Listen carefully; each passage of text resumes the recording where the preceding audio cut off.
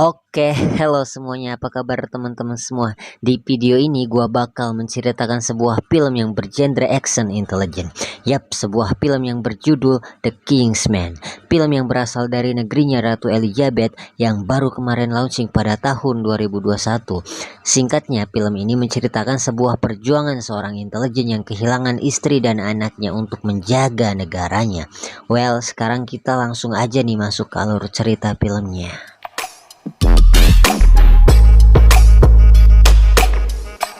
Film dibuka di suatu negara Afrika bagian selatan, tepatnya pada tahun 1902. Di suatu kamp tentara yang dijaga oleh sekelompok pasukan, tak lama kamp itu pun kedatangan seseorang pemeran utama kita panggil saja Bang Orlan, yang ingin bertemu dengan temannya Jenderal Kitchener. Di luar kamp itu terlihat seorang ibu, kita panggil saja Emily, yang berpesan kepada anaknya Conrad untuk selalu berbuat baik. Lalu Emily pun meninggalkan Conrad untuk menyusul suaminya. Namun ketika Emily ingin menyusulnya, seketika seseorang misterius menembaki si jenderal dan mengenai Emily. Ketika Emily berada di detik-detik terakhirnya, ia pun berpesan kepada suaminya untuk selalu menjaga Conrad. Dan Emily pun menghembuskan napas terakhirnya. Awal film yang begitu membagongkan. Slow baru awal ya. Balik lagi ke filmnya 12 tahun kemudian. Yap, dia adalah Conrad yang baru saja merasakan penerbangan pertamanya. Terlihat Bang Orlan yang disambut oleh pelayan-pelayannya karena emang Bang Orlan ini bukan orang sembarangan di Inggris yang biasa disebut dengan keluarga Oxford. Singkat cerita, mereka pun pergi ke sebuah toko penjahit untuk membuat setelan jasnya Conrad. Ketika Conrad mencoba setelan jasnya, ia pun meminta untuk memilih jalan hidupnya sendiri. Karena sudah 12 tahun Conrad selalu dalam lindungan si ayah. Namun terlihat si ayah yang masih mengkhawatirkan Conrad dan belum bisa mengizinkannya. Ketika mereka mau keluar, mereka pun bertemu dengan Jenderal Kitchener dan ajudannya Morton. Si jenderal pun meminta berbicara empat mata bersama Bang Orlan. Lalu si jenderal pun berbicara sebuah undangan yang Bang Orlan tolak dan meminta Bang Orlan untuk menerimanya. Bang Orlan pun bersedia meski masih mengkhawatirkan sang anak. Di sebuah desa terpencil ada sekelompok orang-orang yang merencanakan adu domba untuk menghancurkan kepercayaan sesama negara. Kamu nenye, kamu bertanya-tanya. Sini, biar aku kasih tahu nih ya. Ini film terinspirasi dari kisah nyata yang mengakibatkan Perang Dunia ke-1. Kita panggil saja kelompok ini dengan orang-orang Skotlandia. Si ketua dari kelompok itu pun memberikan cincin untuk anak buahnya dan memerintahkan salah satu anak buahnya yang bernama Bir untuk membunuh Raja Austria yang akan berkunjung ke Serbia. Singkat cerita, rombongan Raja Austria pun datang dan Bir langsung melancarkan aksinya. Yang untungnya Conrad masih sigap menyelamatkan rombongannya. Di sebuah kafe terlihat Bir yang akan menelan sebuah sianida karena telah gagal melaksanakan misinya. Namun tak lama kereta Raja Austria pun lewat dan Bir langsung menembak Raja dan Ratu Austria. Di sebuah kereta, sang ayah pun menceritakan kalau dulu ada 3 beradik, Wilhelm dari Jerman, Georg dari Inggris, dan Nicholas dari Rusia. Dan gara-gara pembunuhan itu Raja Wilhelm punya alasan untuk menyalakan kembali perseteruan masa kecil mereka.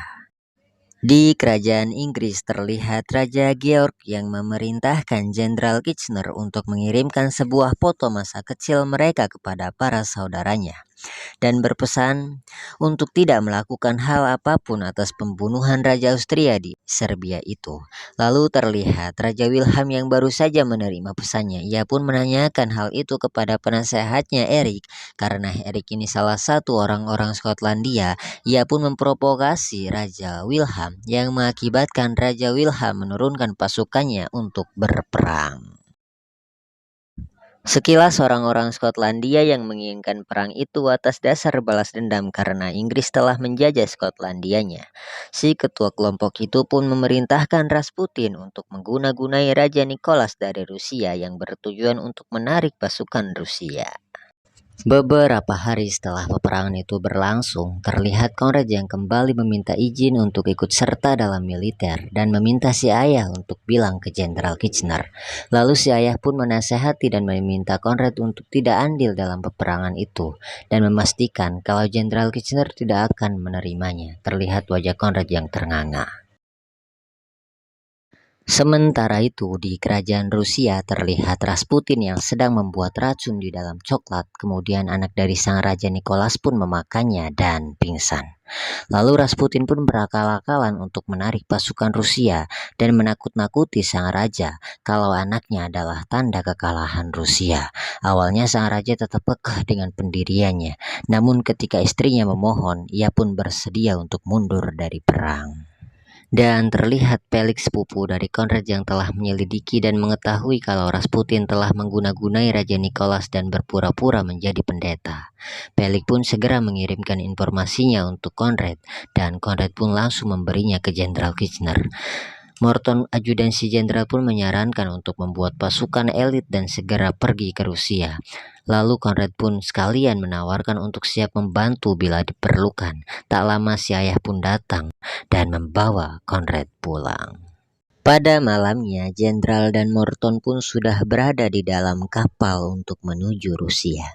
Namun terlihat seseorang yang merudal kapal Jenderal dan ia pun tenggelam. Di pagi harinya, berita kematian Jenderal Kitchener pun sudah sampai di keluarga Oxford.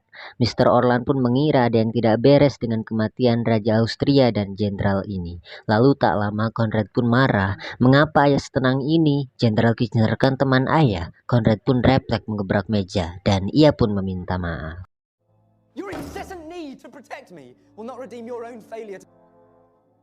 Si ayah pun menenangkan dan menunjukkan sesuatu kepada Conrad yang ternyata Mr. Orlan dan kedua pelayannya Sola dan Folly ialah seorang intelijen. Mr. Orlan pun menjelaskan, kita tidak bisa mengendalikan politisi melakukan pekerjaannya dengan benar. Jadi ayah memutuskan untuk melakukan sesuatu.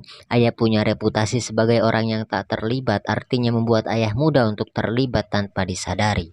Sama seperti pelayan dimanapun mereka terlihat namun mereka tak pernah terdengar.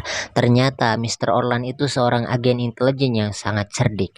Bahkan ia sempat menginterogasi pembunuh Raja Austria dan menemukan bukti bahwa ia tak bertindak sendirian.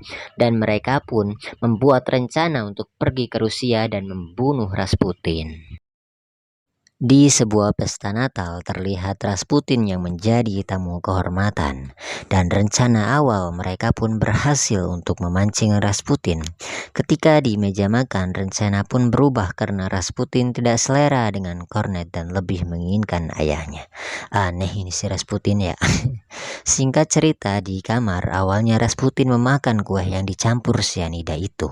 Namun ia pun tersadar ada yang tidak beres dengan kuenya, dan ia pun hampir saja membunuh Mr. Orlan yang untungnya Sola dan Cornet segera menyelamatkannya. Dan mereka pun bertarung. Singkat cerita, mereka pun berhasil mengalahkan Rasputin meskipun dengan bantuan Nyonya Polly. Di markas orang Skotlandia terlihat si ketua yang selalu melampiaskan amarahnya kepada gembalanya ketika anak buahnya gagal. Ia pun segera memerintahkan anak buahnya untuk meneruskan tugas Rasputin. Di kereta terlihat keluarga Oxford yang sedang merayakan ulang tahun Conrad sekaligus merayakan keberhasilan misi pertama mereka. Conrad pun meminta di tiupan ke-19-nya ini untuk diizinkan ikut serta dalam militer. Namun si ayah pun menjawab, ia tidak akan pernah mengizinkan hal yang tak pernah ia berikan. Conrad pun memaksa ikut meskipun tanpa restu si ayah. Waduh, bahaya nih Conrad. Di pagi harinya terlihat Conrad yang ikut serta dalam militer, dan sejak hari itu pula tidak ada senyum di hari-hari si ayah yang selalu mengkhawatirkan anaknya. Sementara itu, di Jerman yang sudah memblokade laut di sekitar Inggris yang mengakibatkan tenggelamnya kapal penumpang Amerika yang bisa membuat Amerika ikut serta membantu Inggris dan menyebabkan kekalahan untuk Jerman. Si Erik pun memberikan saran untuk mengirim pesan kepada Meksiko dengan kode tingkat keamanan Kaisar. Raja Wilhelm pun bersedia mengirimkan pesan itu. Di kantor intelijen Inggris terlihat atasan yang memerintahkan anak buahnya untuk menunda semua yang dikerjakan dan fokus untuk memecahkan sandi Morse yang diperoleh dari Jerman. Terlihat juga pelayan tua yang berhasil mencuri informasi itu dan memberikannya untuk Mr. Orlan. Mr. Orlan pun memerintahkan Foley untuk memecahkan sandinya. Beberapa hari terlihat Conrad yang sudah memasuki sesi foto setelah berminggu-minggu latihan tanpa henti, dan ia pun sekarang akan langsung diterjunkan ke medan perang yang sesungguhnya. Bertepatan dengan keberhasilannya Nyonya Polly dalam memecahkan sandi itu yang berisi pesan Jerman untuk Duta Besar Meksiko. Pokoknya isinya mah Jerman meminta Meksiko untuk memerangi Amerika dan mengalihkan perhatian Amerika kepada Jerman. Ya gitu deh pokoknya. Polly pun beranggapan ketika Presiden Amerika mengetahuinya, Presiden Amerika pun akan ikut berperang dan perang pun akan berakhir. Di kerajaan Inggris, Mr. Orlan pun segera memberitahu tentang sandi itu. Si raja pun senang dan mengajak minum sembari mengiyakan untuk memulangkan Conrad. Di Gedung Putih terlihat Presiden Amerika yang tidak mempercayai akan sandi itu, yang berarti Amerika tidak akan ikut berperang. Di garis depan pertahanan terlihat Conrad yang dipanggil untuk bertugas di London. Conrad pun mengetahui ini permainan ayahnya. Ia pun menyuruh seorang kopral yang bernama Reid untuk menggantikannya. Si kopral pun bersedia dan berhasil mengirimkan pesan untuk ayahnya. Balik lagi di medan perang, terlihat Conrad yang baru pertama berperang. Tak lama seorang pelari dari Inggris pun muncul dan mereka ditugaskan untuk melindunginya. Namun seketika pelari itu pun hancur terkena meriam, dan seorang sersan meminta 6 orang untuk ikut serta dalam mengambil informasi yang tersisa pada malam harinya. Conrad pun maju dengan berani. Pada malam harinya ketika misi itu dijalankan, mereka pun diperingati oleh si kolonel untuk tidak menggunakan senapan karena mereka berada di tengah-tengah medan pertempuran. Ketika mereka menggunakannya, kedua parit akan langsung menembaki mereka. Dan tak lama terlihat musuh yang mengajak baku hantam tanpa senjata. Singkat cerita, Conrad pun berhasil menumbangkan 3 lawannya. Namun ketika Conrad berada dalam keadaan terdesak, si kolonel pun rela menyelamatkan Conrad dengan menembak lawannya. Seketika dari kedua parit pun langsung menembaki mereka, yang untungnya Conrad berhasil selamat dan bersembunyi di kubangan tanah.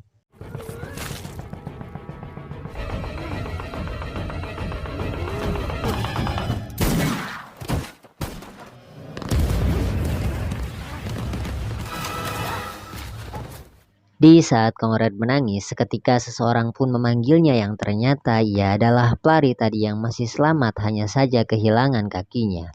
Pelari itu pun menguatkan dan memeluk Conrad yang sedang kena mental. Conrad pun tersadar kenapa ayahnya selalu melarangnya untuk berperang karena ayahnya begitu menyayanginya. Si pelari itu pun memberikan misi untuk mengirimkan informasi kepada komandan perang. Conrad pun bersedia namun dengan membawanya juga. Di pagi harinya, Conrad pun berlari sekuat tenaga menggendong pelari itu, mengeluarkan semua kekuatannya, dan di sini, keren banget sih ini scene ya. Mari kita tonton.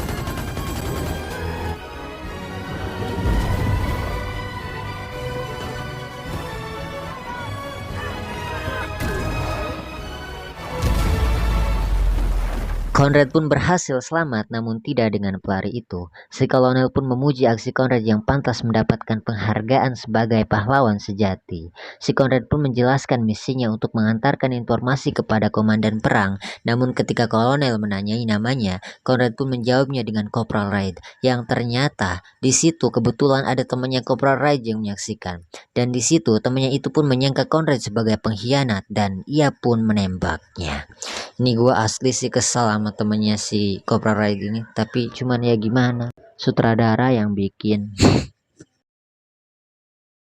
Di kediaman Mr. Orlan yang mengetahui anaknya telah meninggal, sejak hari itu pula ia tidak semangat lagi untuk menjalani hidup. Di suatu gereja terlihat Mr. Orlan yang membawakan pidato untuk Conrad dengan penuh perasaan. Sampai-sampai yang mendengarkan juga ikut terbawa suasana haru. Sementara itu di kerajaan Rusia terlihat Raja Nicholas yang mundur dari tahtanya, yang berarti Rusia mundur dari perang. Di markas orang Skotlandia terlihat Harry yang melaporkan kegagalannya untuk Amerika yang tidak ikut berperang. Si ketua pun memakluminya dan memerintahkan Mata untuk mempengaruhi Presiden Amerika dan membereskan masalahnya. Balik lagi di kediaman Mr. Orlan yang masih depresi, tak lama Raja Inggris pun mengunjunginya untuk memberitahu informasi kalau Rusia menarik pasukannya dan Amerika masih enggan untuk berperang. Raja Inggris pun turut prihatin atas keadaan Mr. Orlan. Ia pun memberikan penghargaan untuk Conrad sebagai pahlawan sejati. Namun Mr. Orlan hanya diam membisu dan tak lama Raja Inggris pun pamit untuk pergi. Loli pun tak tega melihat majikannya yang terlalu larut dalam kesedihan. Ia pun memberi kata-kata motivasi dan meminta maaf karena ia sudah tidak bisa lagi menjadi pelayannya. Loli pun memberikan kecupan untuk perpisahannya. Dan Mr. Orlan pun luluh. Emang ya cowok tuh kalau udah terpenuhi hasratnya bisa semangat lagi gitu ya teman-teman. Kode kerasi buat cewek ya. Sekilas Mr. Orlan yang kembali semangat. Dengan setelan Kingsman-nya, ia pun mendatangi pelayannya untuk menanyakan misi apa selanjutnya. Singkat cerita, Mr. Orlan pun mendatangi kedutaan Amerika Serikat, namun ketika ia menunggunya, ia pun melihat dan mengetahui tentang shell itu. Tak lama Mata pun datang, Mr. Orlan pun sedikit menggoda Mata dan terpaksa membunuh Mata. Wakil kedutaan Amerika Serikat yang melihatnya pun segera memberitahu Mr. Orlan apa yang terjadi. Ternyata Mata ini mengancam Amerika Serikat untuk tidak ikut berperang karena ia mempunyai kaset yang bisa menghancurkan reputasi Presiden Amerika. Mr. Orlan pun segera menyelidiki kain shell itu. Di toko penjahit Kingsman terlihat Mr. Orlan yang menanyakan informasi tentang kain shell itu yang ternyata kain itu berasal dari Swiss tempat ketua orang Skotlandia itu berada. Singkat cerita, Mr. Orlan dan kedua pelayannya pun sudah berada di Swiss. Mereka pun memperhatikan dan membuat sebuah rencana untuk sampai di atas sana. Di pagi harinya terlihat Mr. Orlan yang berniat untuk meloncat ke tempat orang Skotlandia. Namun niatnya itu terkendala masalah dan berakhir terbang tak terkendali. Yang untungnya ia pun masih selamat meskipun berakhir dijilatin wedus. Singkat perjuangan, Mr. Orlan pun berhasil selamat dengan bantuan gembalanya si ketua. Ia pun segera memeriksa bangunan itu yang kebetulan ada si ketua yang memerintahkan anak buahnya untuk mempublikasikan kaset keburukan Presiden Amerika. Lalu anak buahnya pun pergi dan Mr. Orlan pun mengikutinya. Namun ketika Mr. Orlan memasuki liftnya, ia pun terjebak dengan anak buahnya orang Skotlandia yang sedikit di luar nalar. Tapi untungnya Mr. Orlan masih sempat mengirimkan pesan untuk kedua anak buahnya. Terlihat Polly yang langsung ngeh dengan kode Mr. Orlan dan menyuruh Sola untuk beraksi.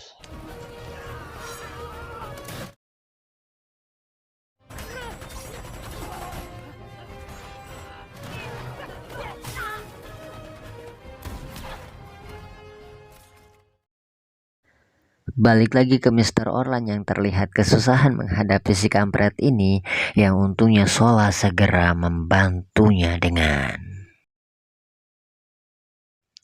Setelah Mr. Orlan diselamatkan, ia pun segera menghubungi Polly untuk menanyakan kaset itu dan setelah tahu Polly mendapatkannya, ia pun beraksi kembali.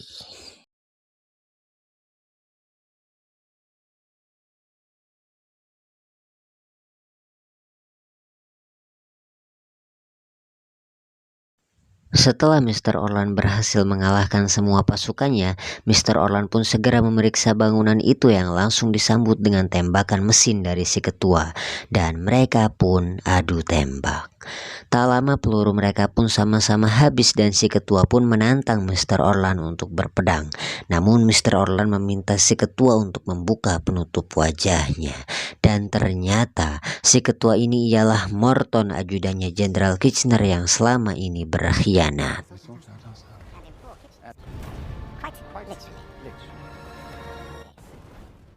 Si Morton pun memulai peperangannya dengan licik yang untungnya Sola sigap melindungi majikannya dan Mr. Orlan pun bertarung.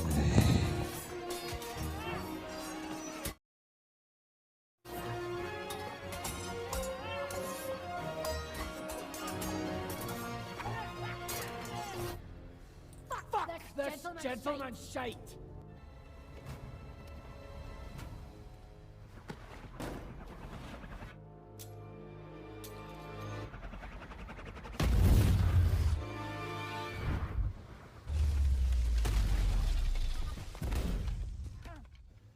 Singkat pertempuran, si Morton yang tadinya mau menang gak jadi menang gara-gara gembalanya sendiri menusuk dirinya. Mampus lu kampret. Mr. Orlan pun berhasil membalikkan keadaan dan mendedikasikan membunuh si kampret ini untuk anaknya Conrad.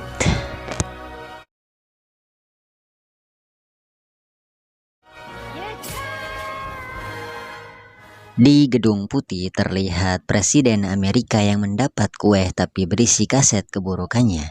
Ia pun segera memerintahkan jenderalnya untuk menurunkan pasukannya dan ikut berperang. Singkat cerita, kemenangan pun berhasil diraih Inggris. Raja George pun berterima kasih atas dedikasinya Mr. Orlan selama ini. Dan Mr. Orlan pun mengundang si raja untuk datang di toko penjahit Kingsman. Dan film pun ditutup di toko penjahit Kingsman dengan terbentuknya agensi Kingsman. Akhir film yang begitu membahagiakan. Well, gimana menurut teman-teman semua tentang film ini? Menurut gue sih ini film keren banget. Jadi kayak lebih tahu arti intelijen yang sesungguhnya. Dari scene juga mantep banget. Ya jadi buat teman-teman jangan lupa like, share, and subscribe. Sampai jumpa di video Mimin selanjutnya. Bye-bye.